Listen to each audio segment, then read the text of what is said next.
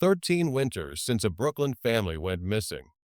No footprints on paper, just a rumor that they left. Until routine beats secrecy, a baker, a crowbar, and a space that shouldn't exist. Who buried the truth beneath a neighborhood floor? And what were they protecting? Now, 4 a.m., Carroll Gardens. Jack opens the bakery, and the case wakes up. Jack Giacomo Martino unlocked the front door of Martino's Bakery at 3:58 a.m., the way he had done most mornings for 20 years. The street was dark and damp, the air sharp with winter. He slipped inside, flipped the lights, and the room lifted into yellow. Ovens on, coffee maker on, flour bin pulled to the prep table. Routine was a metronome. Jack liked it. He crossed the back room to fetch a sack of rye flour and stopped. The plank near the far wall looked wrong. It rose a fraction, like a bubble under paint. Jack frowned, pressed his boot on it, and felt the faint give. The floor in this building never gave. He grabbed the pry bar he kept near the delivery door. One quick wedge. The nail squealed and popped. He worked the second plank, then a third. Beneath, a pocket of darkness opened where there should have been solid joists. Someone had carved a space into the subfloor and lined the sides with rough concrete. It was clean, deliberate, and old.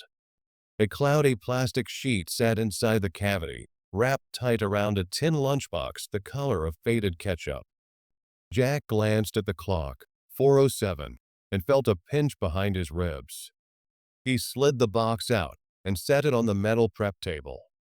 The latch fought him, then clicked. He expected cash. Instead, he found paper, neat stacks, laminated cards, a small photo sleeve.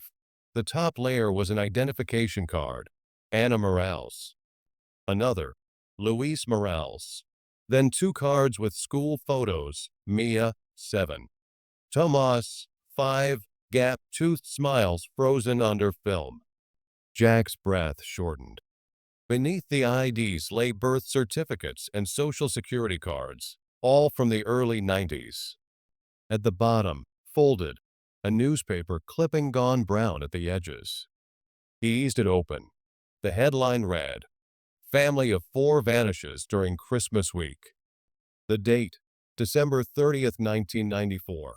The story mentioned a lower Brooklyn apartment, dinner left on the table, neighbors hearing voices, a taxi seen near dusk. Police say the family may have left voluntarily, the line said. Jack stared at the words until they blurred. Voluntarily. He looked at the children's photos again and felt the bakery shrink around him. If they left, why leave everything that proved they existed? He stepped back and scanned the cavity. The concrete lip wasn't a mess. Whoever hid this had measured, poured, and sealed. Not panic. Planning. His hand found the phone by habit. He dialed 911, voice low, eyes still on the lunchbox. "This is Jack Martino at Martino's Bakery on Union Street," he said. "I found something under my floor.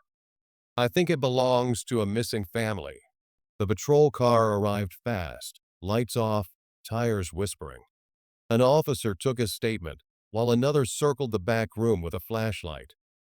A detective followed, gloves on, gaze steady. She knelt by the hole, traced the concrete with a penlight, and let out a slow breath. "This wasn't an accident," she said, almost to herself. "Somebody built this to hide something they wanted to keep." She looked up at Jack. "And they didn't expect anyone to find it at 4 in the morning." Jack nodded, but his hands wouldn't stop shaking in the warmth. December 29, 2007, 8:40 a.m. Detective Maya Reyes signed the scene log at Martino's Bakery and took a slow walk through the back room. The floor had been taped off. The lunchbox sat in an evidence tub labeled, "Morales Family Materials." Possible link, December 1994 disappearance. At her desk that afternoon, she pulled the old case. The file was thin for a family of 4. The summary on top said it plainly, Family likely left voluntarily. No forced entry. Suitcases reported. A taxi seen at dusk. Dinner on the table. The words felt too neat. She went line by line. A neighbor, Mrs. Ortega, had called in a noise complaint at 2:17 p.m. On December 23rd.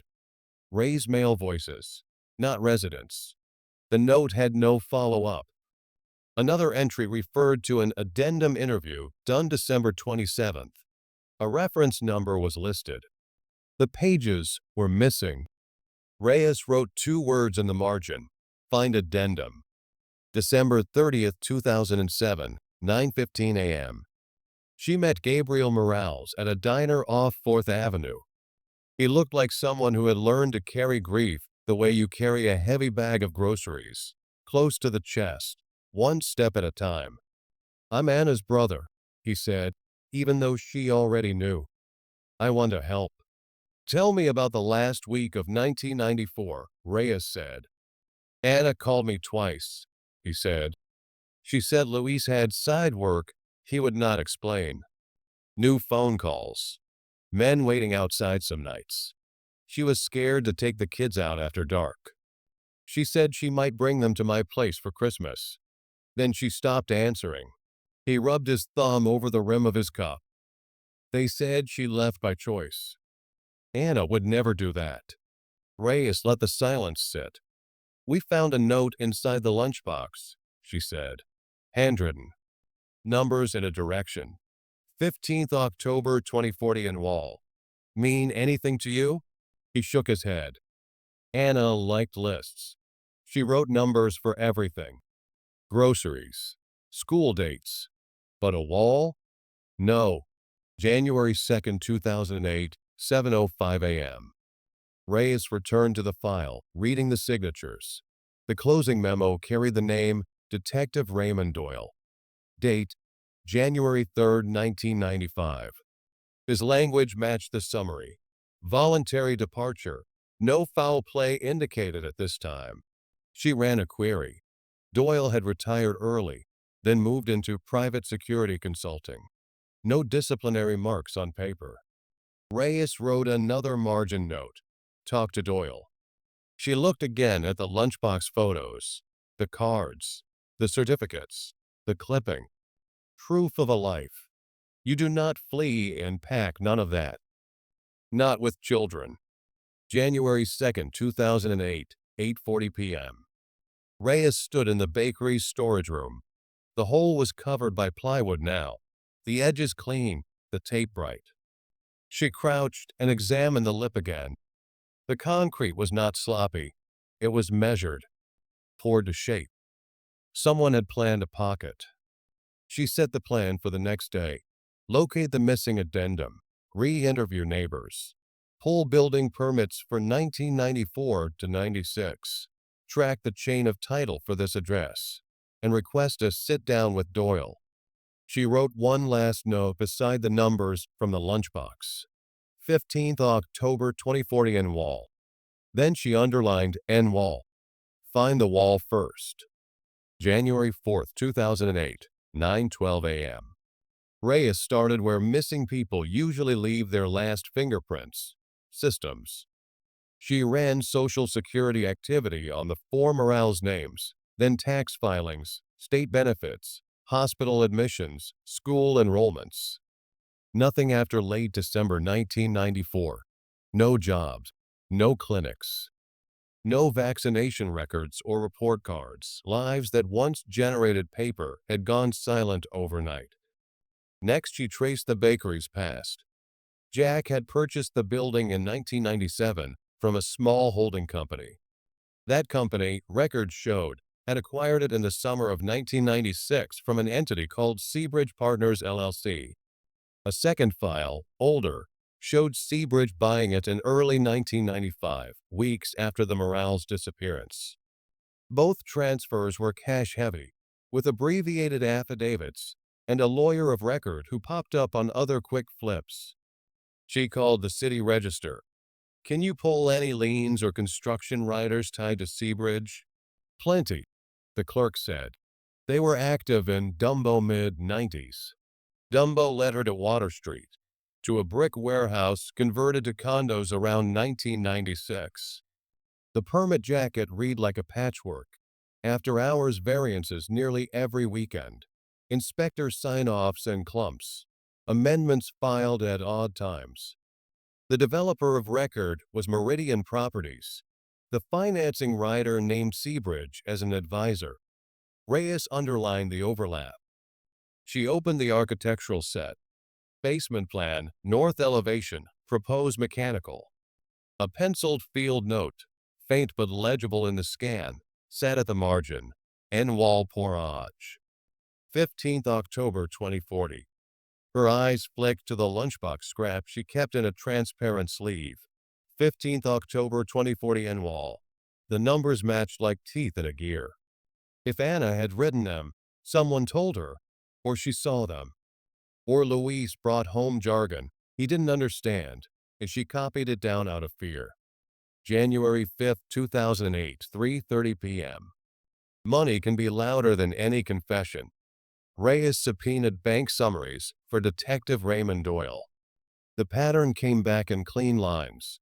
3 cash deposits in spring 1996, spaced a week apart, totaling $75,000. Separate branch windows. No corresponding withdrawals.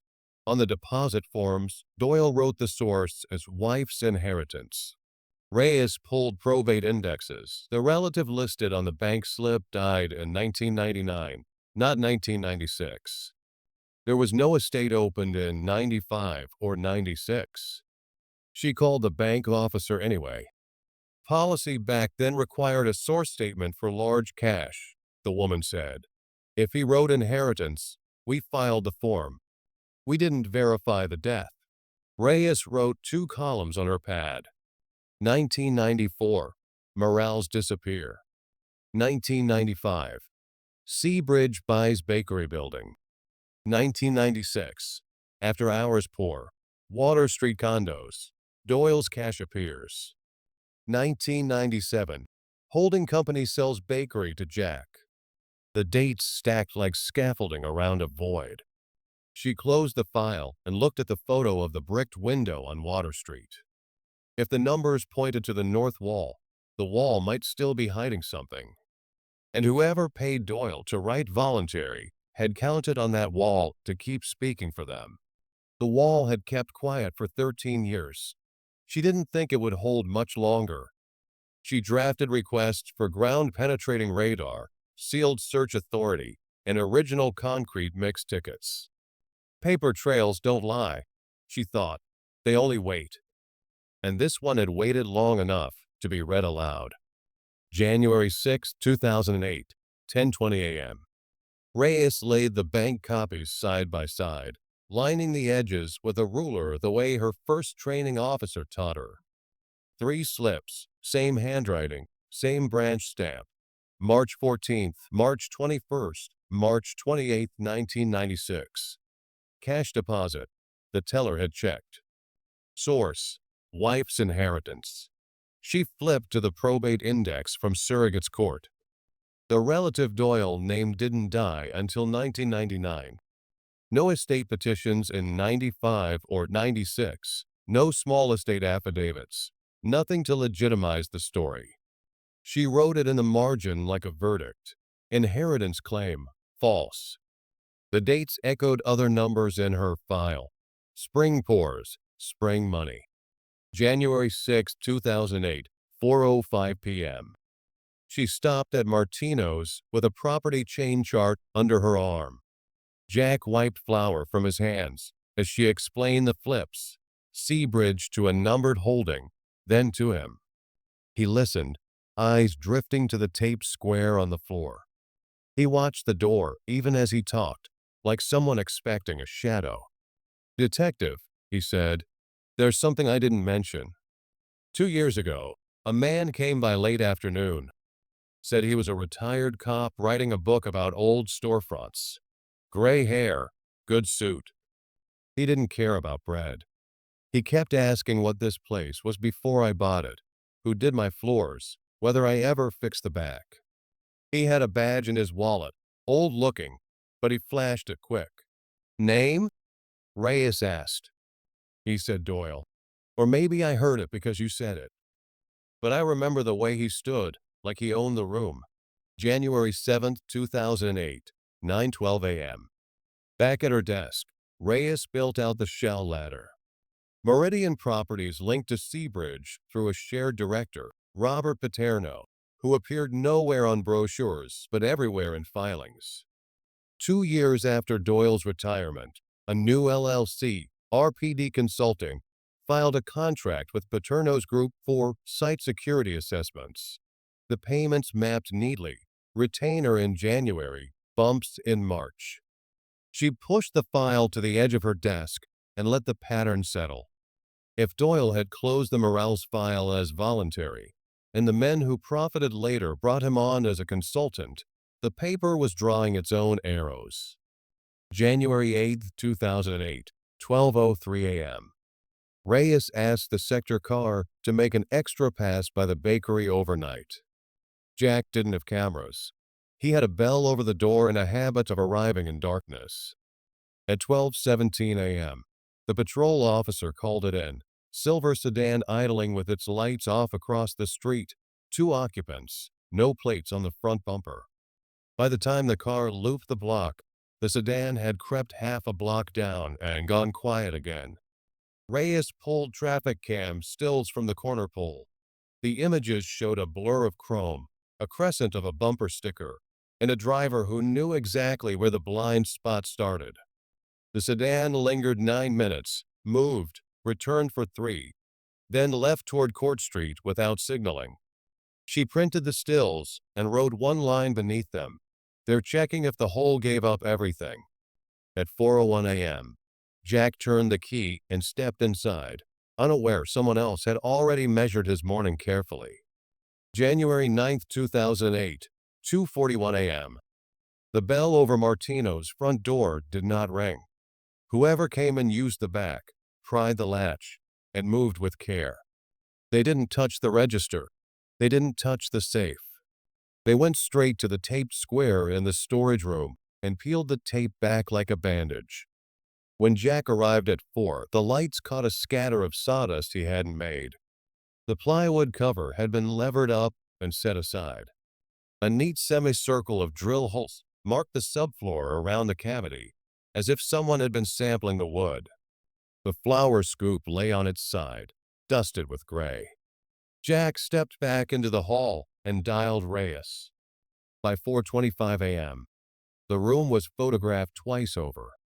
The CSU tech lifted a small, rolling battery from the corner, an 18,650 cell from a high-lumen flashlight. "Good odds on ridge detail," he said, slipping it into a paper sack. The rest of the search suggested professionals. No shoe prints, no glove fibers, no pry marks beyond the lock. They had come to look, not to loot. Someone knew exactly where to go, Reyes said, and exactly what time he'd be gone from the back. She met Jack's eyes. "That isn't random." At 6:10 a.m., she put a patrol car on Jack for the pre-dawn hours and arranged a check and call schedule. By noon, she had Gabriel Morales in a small interview room with a bottle of water and a legal pad. "Tell me straight about Luis," she said. "Debts, work, anything you didn't say before." Gabriel looked tired more than defensive. Luis liked cards. He owed people. "I told Anna to leave." He paused. "But it wasn't just money. The last time we talked, Anna said he was taking cash from construction guys to do extras off the books. Night work. Basements." She didn't understand it, but she was scared. She said there were drawings with numbers he brought home. She wrote them down so she wouldn't forget. Reyes slid the lunchbox note across the table. 15th October 2040 N wall. Gabriel shook his head, but his face said recognition. That style. That's how she wrote numbers. By 2:30 p.m., Reyes typed the affidavit for a sealed warrant. 233 Water Street, basement level, including any concealed compartments behind the north wall. Probable cause. Inconsistent permits. post-conversion masonry, numbers matching a field note, and the concealment method found under Martino's floor. She included a request for on-site ground-penetrating radar and for the buildings department to provide the original plan set and any change orders. At 4:02 p.m., a judge signed. The return was set for the next morning before residents began using the garage. She put a two-man car outside Gabriel's building for the next 48 hours, briefed him on counter surveillance basics, and told him to vary his routes. Reyes stood at the bakery doorway as dusk came down, watching the block. "There's a leak," she said to herself, not for the first time. The break-in was surgical, timed to routine, aimed at a hole only cops and the finder knew about. Inside the tub, the lunchbox sat like a red heart. "Okay," she said softly. "Let's go see a north wall." January 10th, 2008, 6:25 a.m. The basement door at 233 Water Street opened with a rattle and a sigh.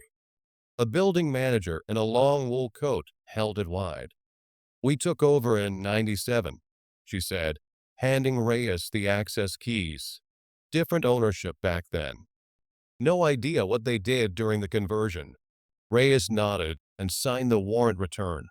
The hallway smelled like fresh paint over old brick. A team from the buildings department rolled in with plan tubes and a wheeled ground-penetrating radar unit. The radar tech, a compact man with careful hands, powered up the display until the green glow steadied. "North wall?" he asked. "North wall," Reyes said. They cleared storage bins from the far end of the garage level and faced the wood paneling that ran the length of the wall.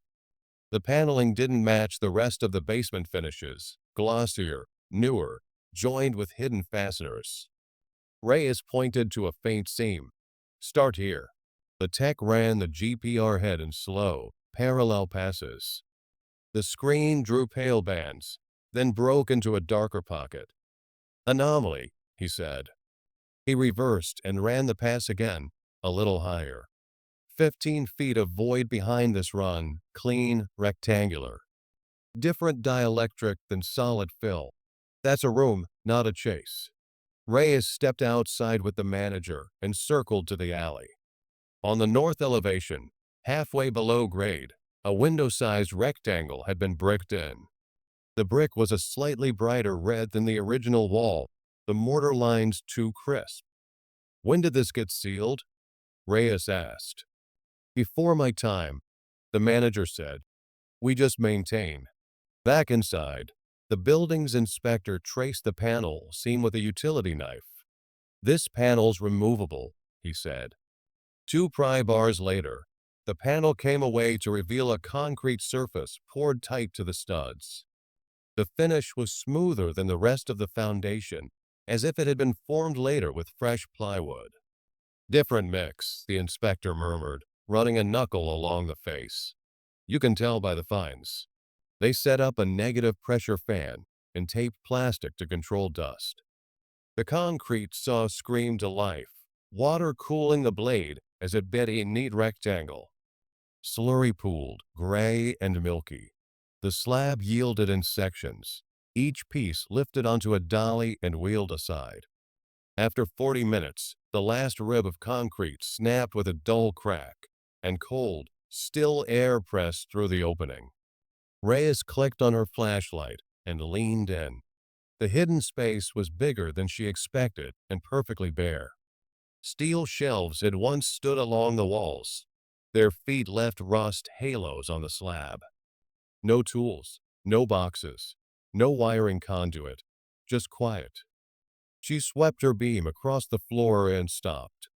In the center of the room, a rectangle about 8 by 12 feet stood out like a patch on a suit.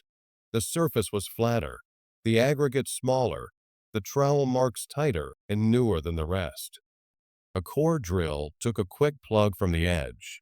The cross-section showed a different sand, different stone, and a denser rebar grid.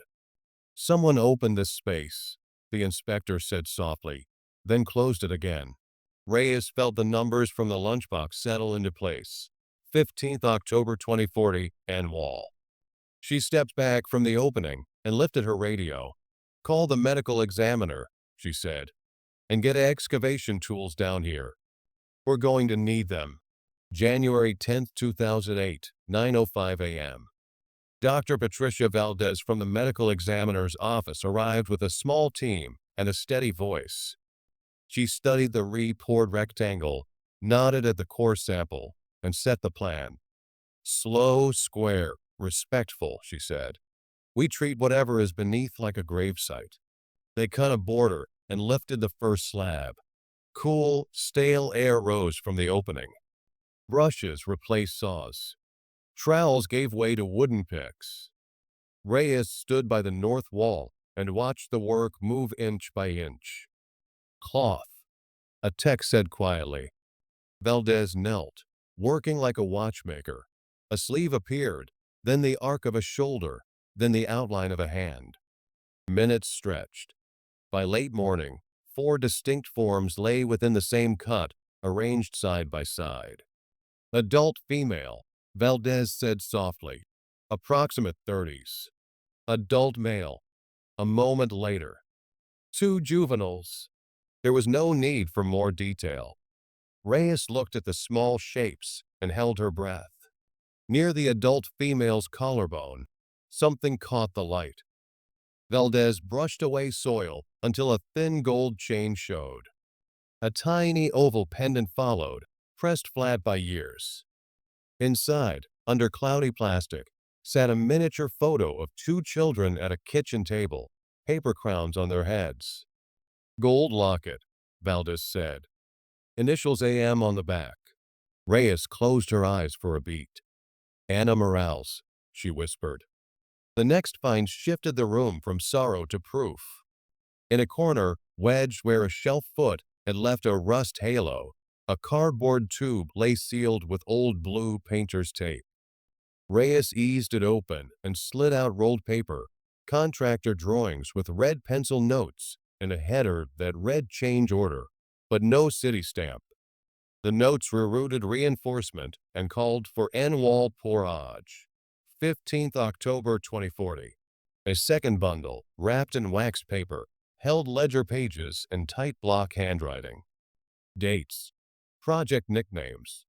Beside each, a column labeled retainers, with amounts that rose and fell in step with permit deadlines. Reyes traced one nickname, Harborview, to a Seabridge invoice she had copied the day before. The sums, when added over March weeks, matched Doyle's deposits. "Same month, same pattern," she said, photographing each page. Someone tracked payouts like a payroll. At the bottom of the cut, a plastic cassette case tapped a trowel. The label, wrinkled but legible, read, December 22nd, 1994. VHS-C. Reyes felt the room align around that rectangle. Sight, sound, voices you cannot argue with. Her phone buzzed. Captain Morrison. "Maya, hold your position," he said. "Feds want in before anything else moves. Tape, tag, and stand down." She swallowed the pushback. "Copy." While CSU sealed the tube and the ledger, Reyes stepped into the hallway to log her notes. Her laptop pinged, an alert she had set for her case folder. Access from new session. She traced the address. An internal precinct IP she did not recognize, logged in under a supervisor account she did not trust. The hallway felt narrower. She closed the screen, looked once more through the opening at the silent room, and understood the danger had just stepped closer than the wall. She texted the duty sergeant to hold the lab queue and flagged the alert to IT inside. Valdez called time on the dig and began the chain of custody count. January 11th, 2008, 8:15 a.m. FBI Special Agent Maria Santos arrived at Water Street with a small team and a calm that steadied the room. Reyes briefed her in short sentences. The void, the slab, the fines. Santos listened, then said, "We form a joint task force. You keep lead on the homicides. My unit takes public corruption. We move together. By noon, the VHS-C cassette was in a federal lab bay. A tech fed it through a converter, stabilized the picture, and raised the sound. The screen showed the inside of a construction trailer, thin wood walls, a folding table, hands, coffee cups. No faces. 4 voices. The room had a winter coat of silence around it. North wall is sealed. One voice said. Paper rustled. No inspectors, another said. Weekends only. A third voice, lower. D will get his. D is in Doyle? Reyes asked. Or developer, Santos said. We'll match voices where we can. January 11, 2008, 3:40 p.m. IT traced the unauthorized access on Reyes's case file. The login came from a desktop 2 floors up at the precinct, an admin machine on a supervisor VLAN. Assigned user, LT Kevin O'Rourke. Role, squad operations, records overrides, leave schedules. The same account had pulled the Morales case index 3 times in 48 hours and queried property records for 233 Water Street. Reyes felt the floor tilt a degree. O'Rourke had mentored her on her first month. He also sat on the key that could make a file thinner without leaving fingerprints. Santos didn't flinch. We treat him like any suspect. Quietly. Don't spook him. January 12, 2008, 9:05 a.m. The shell ladder grew in the task force war room. Analysts pinned names and arrows. Meridian Seabridge Advisor Harborview/Water Street. A new card went up. Bayfront Ready Mix and Haulage. A clean-looking firm with plants in Red Hook and Staten Island. Owner, Domenico Neri. No arrests on record. Plenty of civil suits that vanished. Bank reports showed cash spikes that lined up with after-hours permits citywide. Neri moves the liquid and the liquid money, Santos said. If crews need concrete at odd hours, he bills it. If crews need cash at odd hours, he moves it. He's where tradesmen and envelopes meet. Reyes added photos. The bricked window. The ledger columns calling retainers by project nickname Doyle's Spring Deposits. January 12, 2008, 11:22 a.m. The squad room felt normal on purpose. Phones, printers, stale coffee. Reyes typed a memo she did not need, giving her a reason to sit a few desks from O'Rourke. He was on the phone, voice low, the casual lean of someone who believed the room belonged to him. His cell lay face up. When he set it flat to jot a note, the screen flashed an outgoing number. Reyes didn't stare. She let the digits pass through the corner of her eye and wrote them down like they were a plate she'd glimpsed at a light. She texted the number to the task force analyst. 2 minutes later, her screen buzzed. Bayfront Ready Mix Mainline Sheepshed Bay Dispatch. Registered to Shell Hash BRM Logistics, parent of Neri Holdings. O'Rourke laughed at something the caller said. We're good, he murmured. They won't cut through anything without me knowing. He hung up, stood, and walked to the copier, loose as any morning. Reyes exhaled through her nose. Santos called in a pen register with exigent language, officer safety, integrity of an active homicide scene, so future calls would hit a log in real time. No sirens, no cuffs, just a quiet circle tightening. January 12, 2008, 1:10 p.m. Back at Federal Plaza, the lab teased more from the trailer tape. A calendar in the corner. December 1994, a date circled in red on the week before Christmas. A hand pointed at a blueprint roll. North wall's done. No eyes. Another voice. D closes the file after the holiday. The consonants clipped like someone from the next borough over. Reyes stared at the freeze frame of the table's edge, the coffee ring, the field roll with its rubber band. All the small proofs that life had happened in a room no one put on plans. Her phone lit. The analyst again. O'Rourke just called a second Bayfront number. Then a prepaid registered yesterday near Court Street. Reyes looked across the squad room at the lieutenant, who once showed her where the good staplers were. He scrolled his phone and smiled at nothing.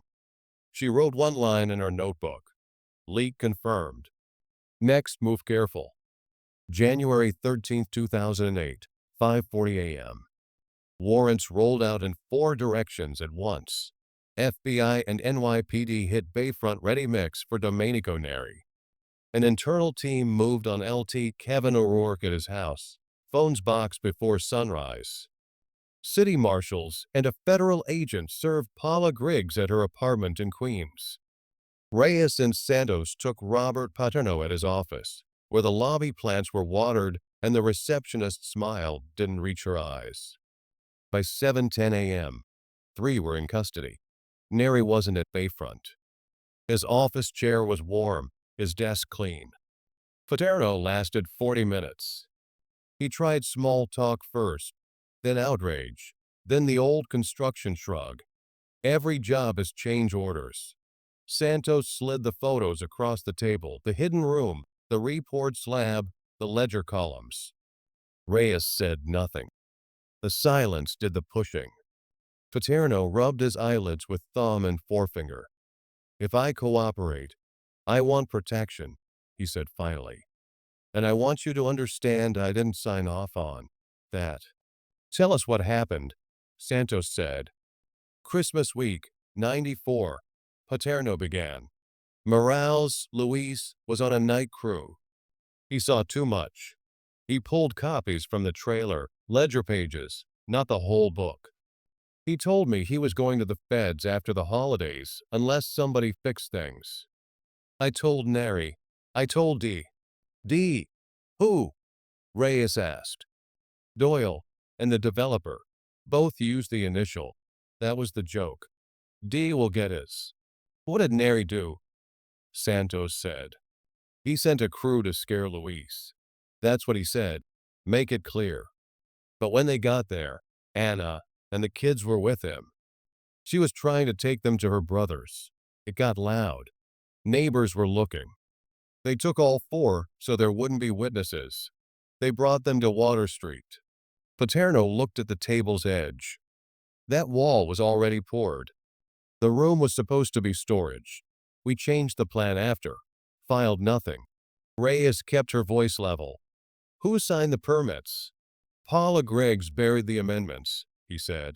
She would lose an inspection sheet, then approve when we brought cash for the follow-up. She fast-tracked after-hours variances. If anyone asked, she said it was weather. And Doyle? Reyes asked. He closed the file. Wrote voluntary so nobody would look. After he retired, we put him on as a consultant. He knew the rhythms.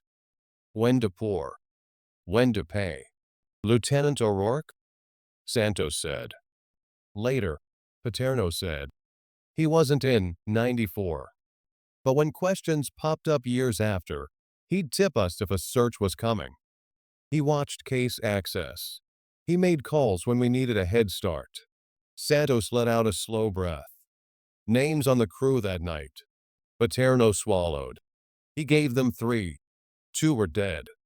1 worked out of a warehouse on the Newark side. By 8:20 a.m., Griggs had folded 2. She described a pattern, late filings, unlogged alterations, rubber-stamped forms. Everyone did it back then, she said, but her hands shook. O'Rourke came in tight-jawed, demanded his union rep, and denied everything. The pen register logs quietly contradicted him. 2 calls to a Bayfront dispatch line. 1 to a fresh prepaid activated near Court Street. Coordinating patrol coverage, he said.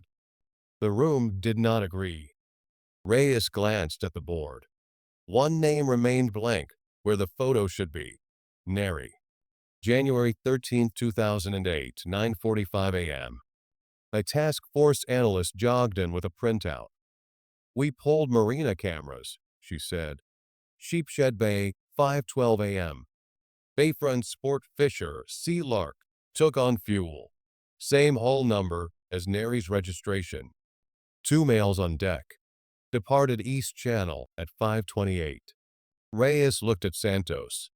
He's running water. Santos nodded once. Then we go to water.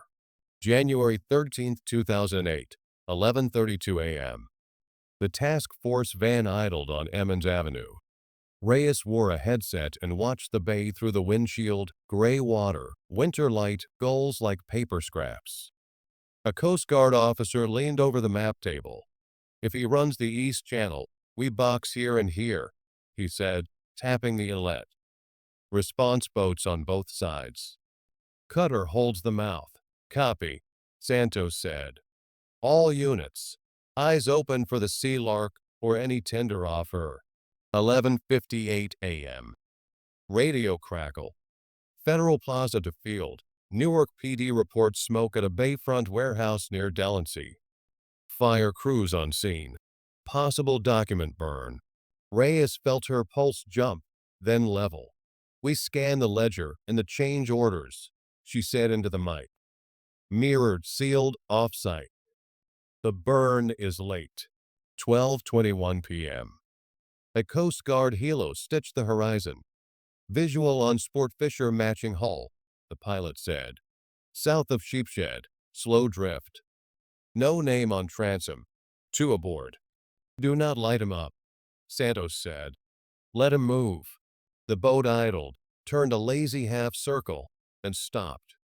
A smaller craft, an inflatable tender, dropped from the stern on a painter line. Target transferring, the helo called. 1 male to the tender. Black jacket. Cap. That's your man. Reyes marked the time. Unit Bravo, hold the inside of the channel. Unit Charlie, take the outside. Helo, keep eyes. 12:28 p.m. The tender nosed toward the East Channel, low and fast. Reyes heard the Coast Guard coxswain over the net, calm, practiced. Small craft, heave to. This is the United States Coast Guard. No change. Small craft, cut your engine now. The tender wobbled, then gunned once as if to test space. 2 response boats slid across the gap and took the lane away. Water slapped hard against hulls.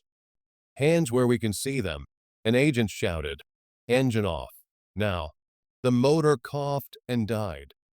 A man lifted both hands. He looked older than his file photo and more certain in his situation. Domenico Neri, you're under arrest, Santos said into the mic, voice even. The cuffs clicked a second later. A shout, a rustle, then the short, final tone the radio gave when someone stopped fighting. 12:41 p.m. Update Newark, Federal Plaza said. Warehouse fire knocked down. Significant loss of paper. But, a beat. Charred fragments include bayfront invoices and Harborview nicknames. Labs already bagging. 12:55 p.m. Another channel. Quiet footsteps, a gate hinge. The surveillance team behind the precinct maintenance shed whispered. Movement. Reyes pictured the spot. Chain link fence, salt street cement, the hum of an HVAC unit. It's him, the tech said. O'Rourke. Ball cap. Nitrile gloves. Let him place it, the aged murmured. A pause.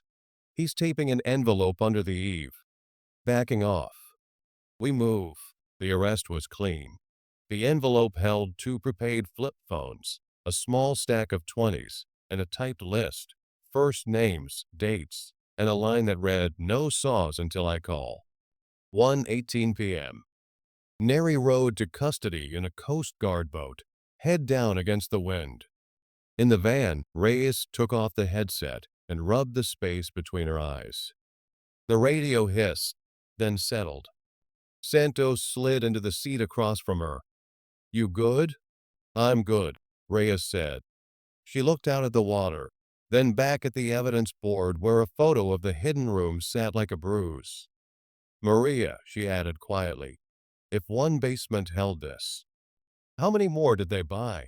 September 22, 2008, 10:05 a.m. The federal courtroom smelled faintly of varnish and paper. Detective Maya Reyes sat behind the prosecution table with Agent Maria Santos, eyes on the jury as the foreperson rose. Weeks of testimony had layered the story piece by piece: the hidden room, the ledger columns, the tape from the trailer, the calls to Bayfront, the quiet envelope under the precinct eve. Now came the sentences the families had waited to hear. On count one, racketeering, the foreperson read, "We find the defendant, Domenico Neri, guilty." Count after count followed: money laundering, conspiracy to murder four persons on or about December 1994. The judge's voice was steady when she spoke. "Mr. Neri, the sentence is life imprisonment."